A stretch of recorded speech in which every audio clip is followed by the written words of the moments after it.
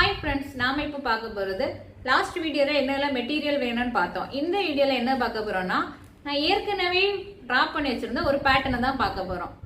எதுக்காக நம்ம அதை பார்க்க போகிறோம்னா, அப்போ உங்களுக்கு ஒரு சின்ன ஐடியா கிடைக்கும். சரி, என்ன மாதிரி வரைகிறாங்க, என்ன மாதிரி இது பண்ணலாம்னு சொல்லிட்டு ஒரு சின்ன ஐடியா கிடைக்கும். அதனால தான் ஒரு பேட்டர்னை இந்த வீடியோவில் காட்டி தரலான்னு இருக்கேன்.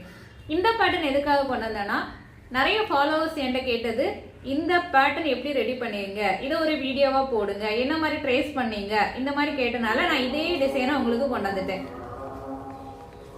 இதை பாருங்க. இதுல நம்ம என்ன பண்ணிருக்கோம்னா, ஒரு ஆஃப் நெக் போர்ஷன்ல ஒரு ஆஃபுக்குள்ளதான் ஒரு பக்கம் நான் வந்து ஹேண்டால டிரா பண்ணி எடுத்துட்டேன் ஃபுல்லாவே. இன்னொரு பக்கத்தை என்ன பண்ணுவேன்னா, ட்ரேஸ் பண்ணி எடுப்பேன். உங்களுக்கு பார்த்தோன்னே புரிஞ்சிருக்கும். ப்ளூ கலர் ட்ரேசிங் பேப்பர் எதுக்காக எடுத்தோம்னா, இதுக்காக தான். ஒரு ஆஃபை நம்ம நீட்டா வரைஞ்சி எடுத்துட்டோம்னா, ட்ரேஸ் பண்ணி எடுக்கும்போது இன்னொரு ஆஃப் கிடைச்சிடும்.